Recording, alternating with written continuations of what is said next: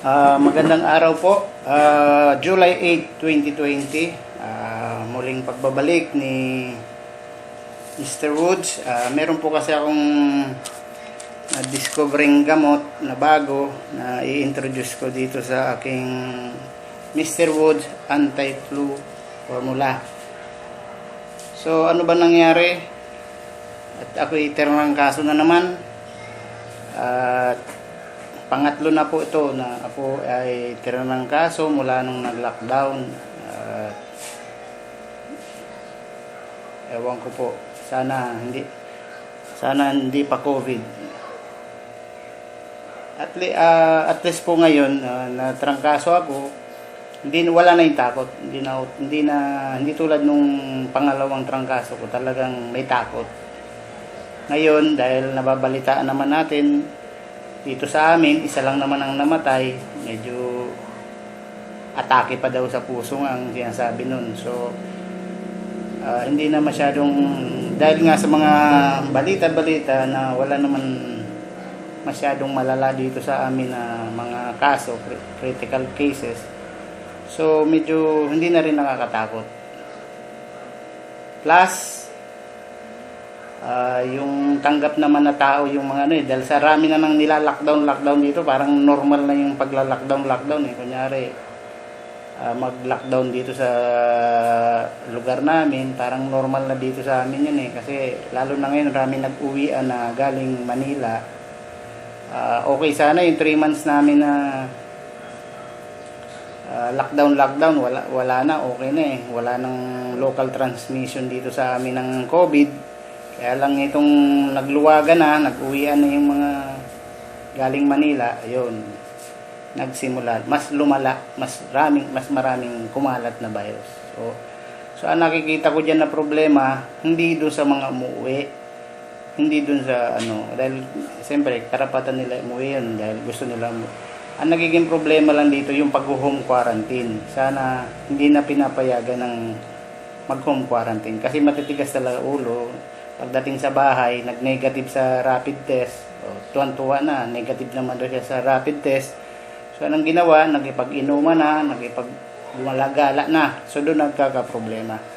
So, ang po nito, okay sana yung wala namang problema, pauwiin lahat yan.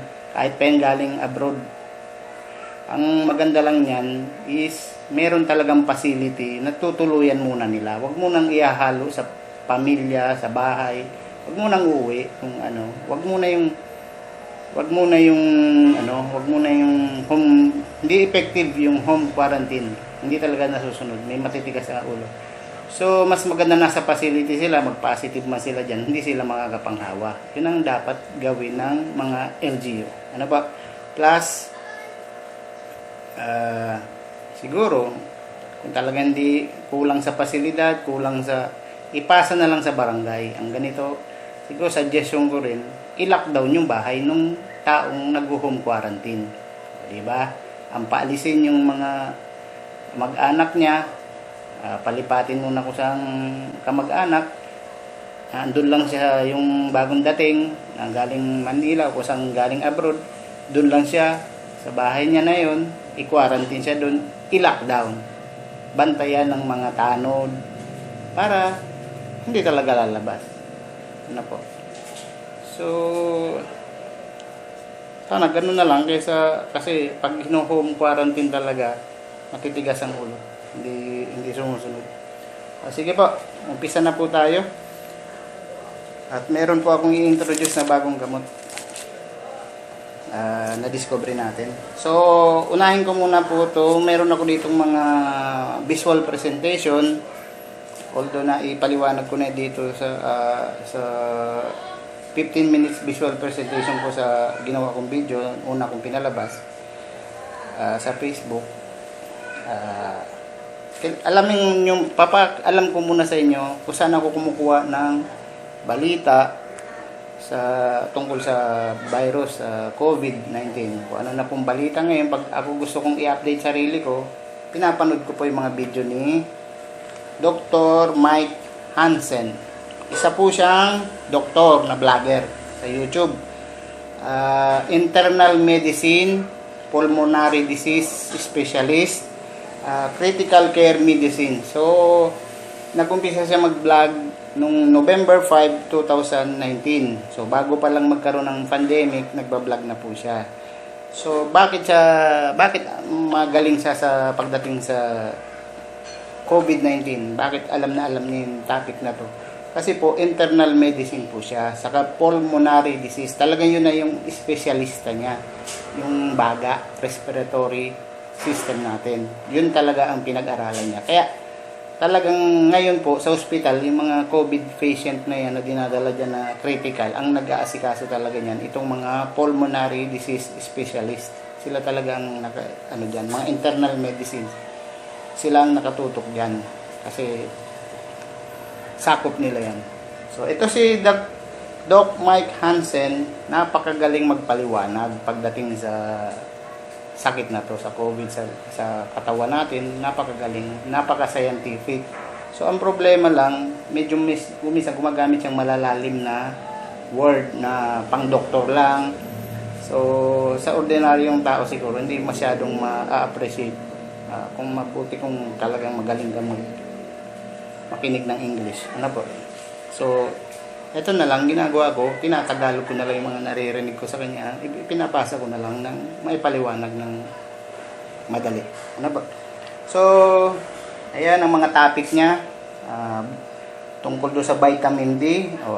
Napag-aralan ngayon po yung vitamin D, yung sikat ng araw, is yun ang karaniwang kulang sa mga Amerikano. Bakit kulang?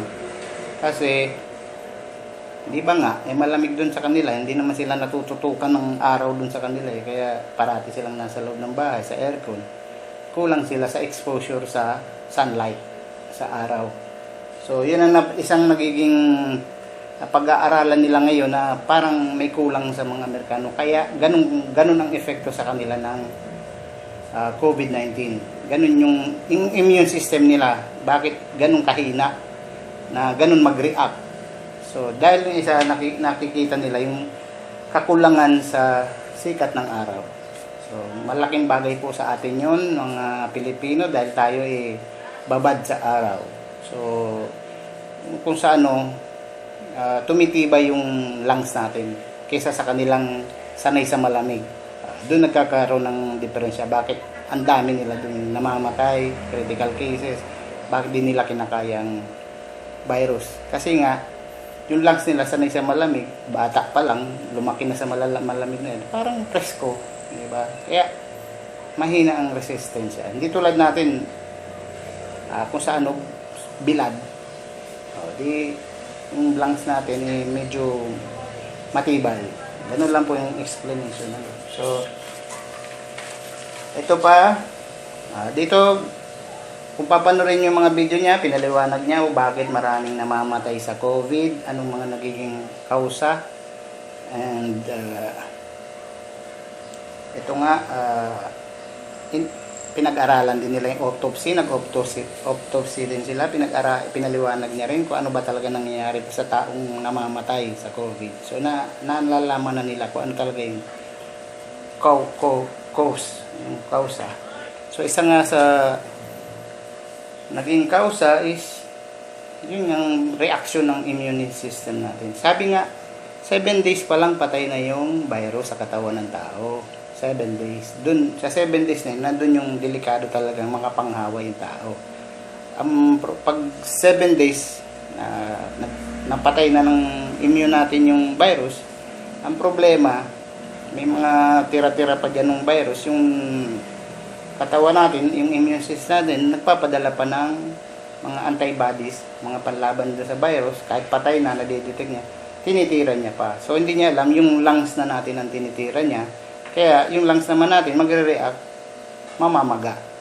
And, magkakaroon ng mga blood clot, tinatawag, sepsis, kakaroon ng pagdudugo. Dahil nga sa sobrang reaction ng immune system, doon po namamatay ang tao. So, malinaw na yan. Yan na po talagang malinaw na nagiging cause ng karamihan namamatay lalo na sa mga Amerikano.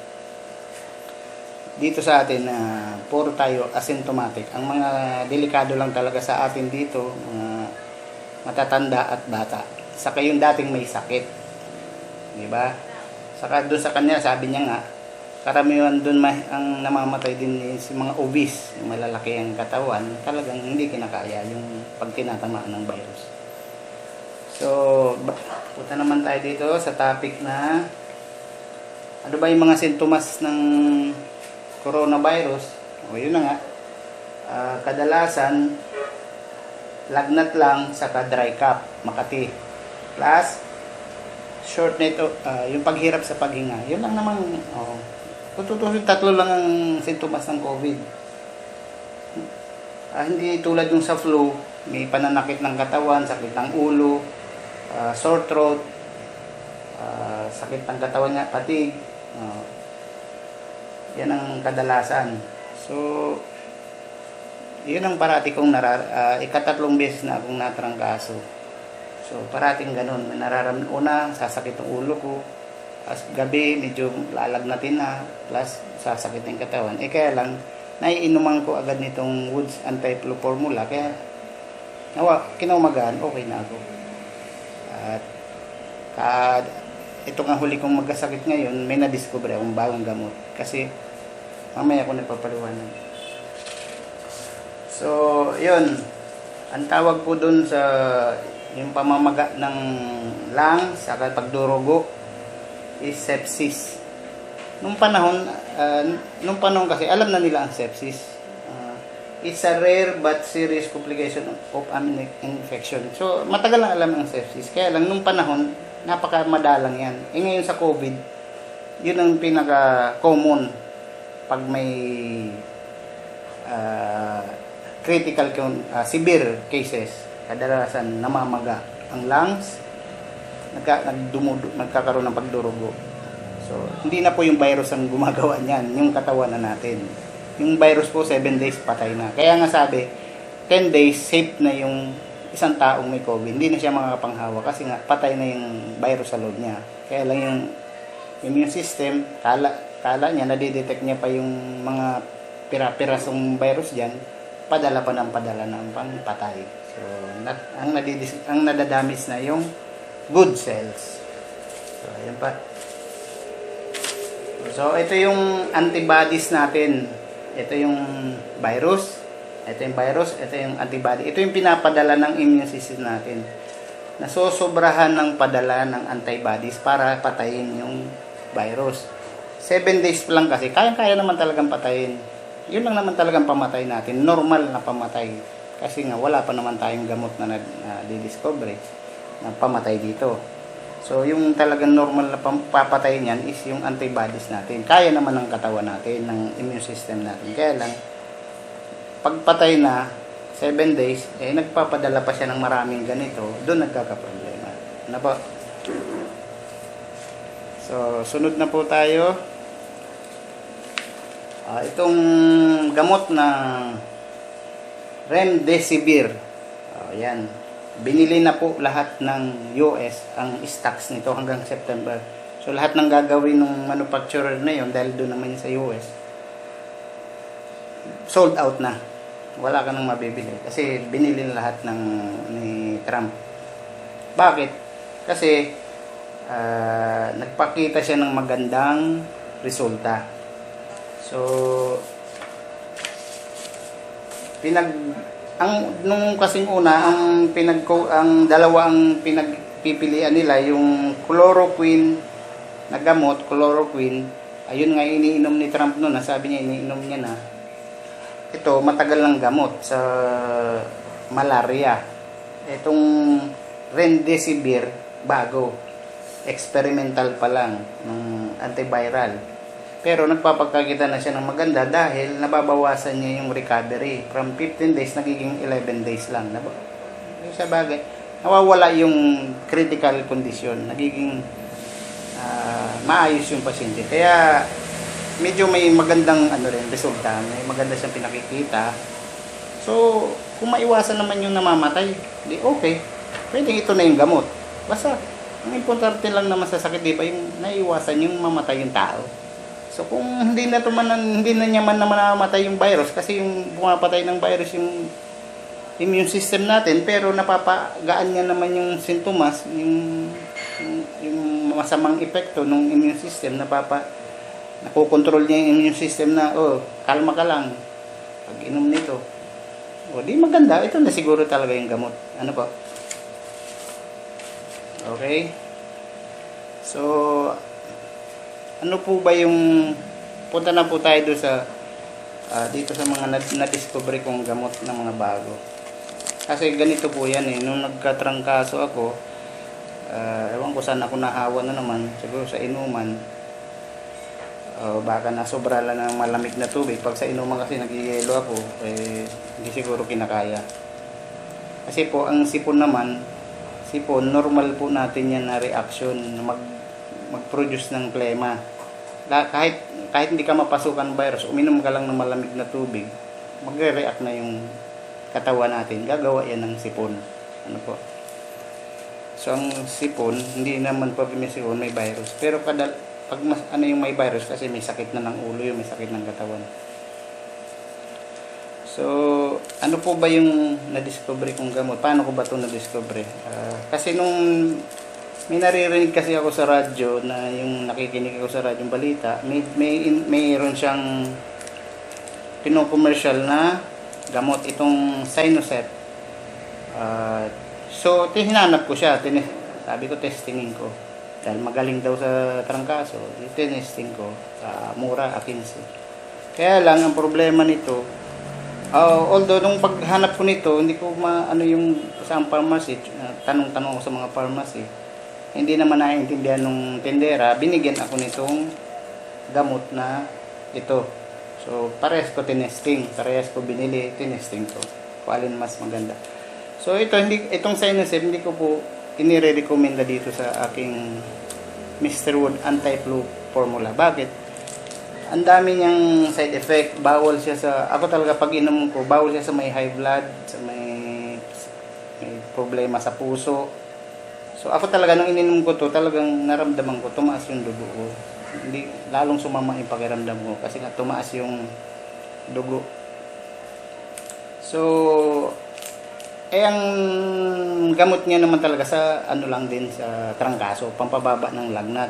Ang Lola Remedios, saka ang Woods nga, gamot, yun ang kombinasyon ng gamot, pampababa ng lagnat, sakit ng katawan, kompleto. So, ito, kututusin, napansin ko, mahina din. So, hindi ko ito nire-recommend. Kaya nagkataon lang, dahil dito sa gamot na to, na-discover ko naman itong gamot na ito. Ito yung talagang nakita kong effective na na-testing ko.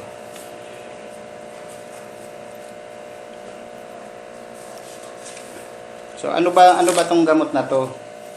Galing po tong India. Na-discover ko na dahil sa paghahanap ko ng gamot na to, discover ko meron palang gamot na napakagaling sa ubo at sipon. Napapansin ko kasi nung umiinom po ako nito, parati akong naiiwanan ng nagagaling niya yung sakit ng katawan, yung lagnat nawawala. Ang problema, parati akong naiiwanan ng sipon hanggang sa nagiging ubo. So, sabi ko may kulang. Then, pumasok na nga itong gamot na ito na napakagaling sa ubo at sipon. So, magandang kombinasyon. Ano po? Wala yung lagnat, saka yung ubo. So, ano po bang gamot to? Aceticysteine. Ang generic name niya po, ang hirap banggitin. Acetylcysteine. Siguro ganyan. Gamot na nakakatulong sa pagpapalambot ng plema sa daluyan ng paghinga. So, kung may plema ka dyan, paluluwagin niya. So, napakagaling talaga nito sa COVID. Pag may COVID ka, kasi lalo na yung isasabay mo dun sa pagsukob, yung pag-steam inhalation, kasi paluluwagin niya yung plema mo dyan. So, napakagaling na kombinasyon. Kaya, isinama ko na to sa anti-flu formula ni Mr. Woods. So, ayan po yung generic name. May iba-iba siyang tatak, brand name. Polycystitin 600. Ang 600 mg po pang matanda. So, yun ang tinesting ko. May pambata po, 200 mg saka 100 mg pambata. Pero ito yung pang adults, orange flavor na rin siya. Yung pang adult, orange flavor na rin.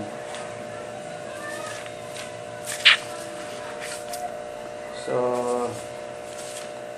ito po yun. Ang na-testing ko, Alice Telstat 600.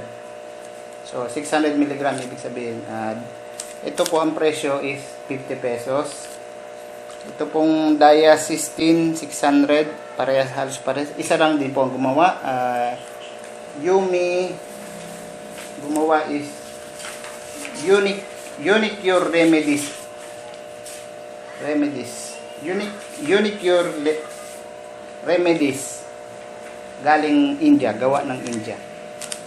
So, iba, 35 pesos itong isa, 50 pesos iba, isa lang ang gumawa. Ewan ko. Pero parehas orange flavor. So, meron siyang 200 para sa mga bata. Wala siyang mga side effect, wala siyang mga makikita ditong bawal-bawal, wala. Pag ininom mo talagang maginawa, ay alis yung plema, yung sipon mo. Napakagaling talaga. Kaya lang paggamit po nito sa unang sintomas, inumin niyo na muna tong Lola Remedios Anti-Flu Formula sa gabi. Pagising niyo umaga, kasi powder po to, nilalagay ito sa mainit na tubig. Parang gagawin mong tsaa. Pero wag mong mainit na mainit, wag mong direkta yung mainit na mainit. Ilagay mo po lagay ka muna ng kaunting tubig na malamig, saka mo lagyan ng mainit na tubig para hindi siya mainit na mainit. Kasi pag mainit na mainit, mamamatay naman yung formula. Ano ba? So, sa umaga lang, mas maganda siya sa umaga. Sabay mainit.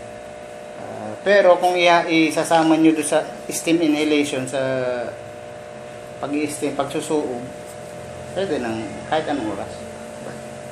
So, basta ang Mr. Woods Anti-Flu Formula po, ito po ang sa lagnat, trangkaso, sakit ng katawan, sakit ng ulo, itong Anti-Woods Formula po inumin nyo. Ngayon, pag may nagsisintomas na yung sipon sa pag-ubo, inumin nyo na to.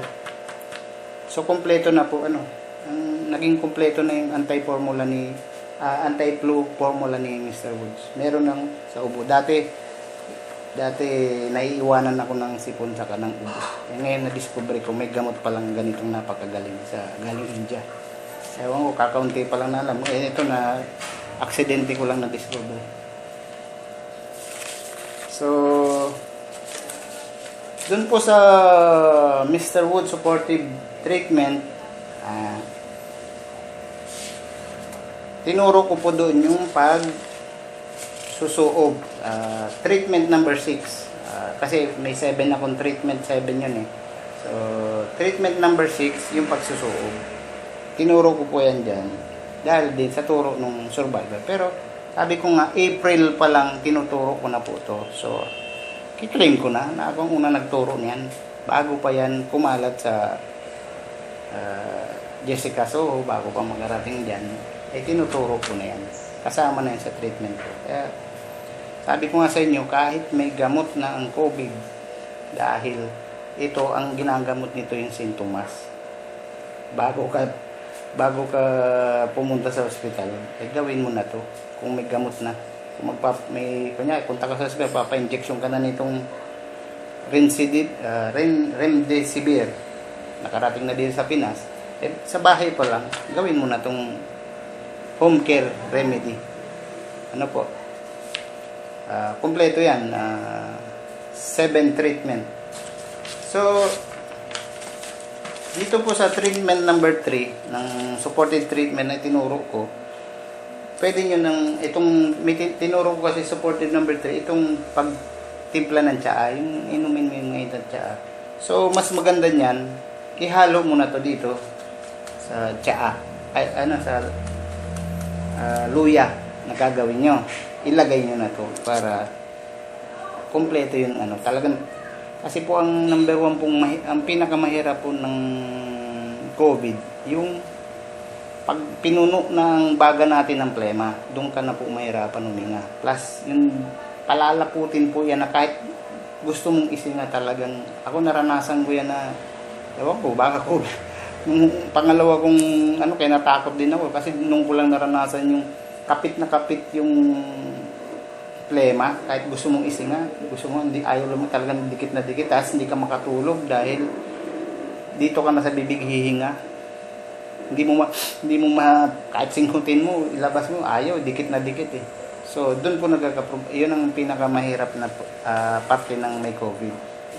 So, ito po ang, doon nakakatulong yung pagsuob kasi yung pag sininghot mo may na tubig, talagang tutunawin niya yung plema dito sa baga natin. Makakahinga ka ng maayos. Ano po, yun po ang nagiging magandang tulong ng pagsusuob. So, kung ihahaluan mo pa nga nito, ng gamot na na-discover ngayon ni Mr. Woods, masarap naman siya, orange flavor siya. Kung idadagdag po natin dito sa treatment number 3, kakayanin natin ng COVID. Ano po? Pagdating po ng panahon, may gamot ng COVID. Mayroon na sa ospital mga gamot, bibili ka na lang ng bayal, i-injection na lang sa iyo. 1 to 7 days, sintomas pa lang na may bibigay sa iyo. Magagamit po natin itong mga supported treatment at Mr. Wood formula. Kasi, sabi ko nga, kahit may gamot na po, ito sa sintomas po to gamot. Yung gamot na inaantay natin, yung gamot na papatay dun sa virus. At vaccine na kahit tamaan ka ng virus, hindi ka na, kasi nakaready na yung katawan natin, may vaccine na. So, yun ang inaantay natin, vaccine, saka gamot na papatay dun sa virus. Pero yung sa sintomas, mga sintomas, ay kanya-kanya na pong gamot yan. Kung saan kayo, pero ngayon dahil tinuturo ko na tong effective na gamot, anti-flu formula, saka itong gamot na sa ubo, ay napakagandang kombinasyon po to. Talagang tested ko na po. Nasa inyo na lang, testingin nyo na lang po. At yun po. At saka, siyempre, hinihiling ko na lang po, i-subscribe nyo naman po yung akin channel. Kasi, sa Facebook ko to pinost ng ipinost, ang daming nagla-like. So, araming naggugusto, araming natutuwa. Ang problema, pagdating sa YouTube channel ko, kakaunti ang subscriber ko po. So, siyempre, mas masaya naman po ako kung marami magsusubscribe sa YouTube. Hindi naman ako magmamadali yan na kumita agad yan. Sabi ko nga, alos libangan ko na lang to. At ako naman po ay may trabaho, kaya napapabayaan ko na din maggawa ng mga video-video. Pangalawa, wala ako ngayong computer na nagagamit na magpupundar ako. Gusto ko magpundar ng computer na makakapag-edit ako ng magandang editing, pang-editing. Kasi nga, ang cellphone ko nga ngayon, luma pa rin. So, hindi ako although marunong ako mag-edit, mag-voice over, nakikita ko, maganda yung ginawa ko nga, kaya lang hindi ko pa na-upload yung Titanic. Kasi nga na-detect ng YouTube na nagkagamit ako ng mga materials na bawal. So, paki-subscribe nyo naman itong channel ko kasi malapit na nga po ako mag-TikTok. Plus, pakakantahin ko na itong mga karakter ko to. Mag-entertainment naman po tayo. Magkakantahan po tayo dyan. Kaya subscribe nyo na po. Marami pa po akong gagawin na video. Lalo na sa travel. Mr. Wood, marami pa akong kukwento tungkol sa pagta-travel. Lalo na yung pagpunta ko ng Davao. 3 araw po yun. Kukwento ko sa inyo kung paano mag-travel doon. Paano pong pinagdaanan ko doon. Plus yung pagpunta ko ng Calagwas. So, may mga video naman ako dyan na itago. So gusto kong i-share yun. So si Mr. Wood magta-travel po to. Si Lola Remedios, pakakantay natin. Saka si Yaya Ibana. Pati TikTokin din natin. Ano po, parang gusto ko na rin mag-TikTok. Yun po. Paitsingin ko na lang po ito aking video. So, testingin nyo po ito sa ubo. Sipon at ubo. Ano po? Kasi yung Lola Remedios, sa lagnat naman yun. Saka sa sakit ng ulo. Yung alaksan, may kasama alaksan, sakit ng katawan. Napakagaling. Kaya lang, napansin ko, is naiiwan sa akin yung pag-ubo saka yung pag-sipon. So, sabi ko may kulang. Ito na po, binigay na po sa akin ni Lord. Siguro, sinadya ng Panginoon na maituro ko to sa inyo. Na meron palang gamot na napakagaling. Gawa naman sa India. Yung Mr. Wood saka Lola Remedios, mga gawang Malaysia. Mura. Ito, tatlo lang nga ang ininom ko, okay na ako. So, siguro, makatatlong araw ka lang po nito, is okay na. Ano po? Tapos, tigta-tatlo lang bilhin nyo, yung Lola Remedios, Mr. Woods, Alaksan, saka ito, tigta-tatlo lang, okay na kayo. So, yun po. Iwasan na natin humaba ang ating video. Sa muli pong pagbabalik ni Mr. Woods sa kanila Lola Remedios. Siguro kantahan naman tayo. Ano po? Pakita naman natin yung talent ni Mr. Woods sa kanila Lola Remedios. Maraming salamat po.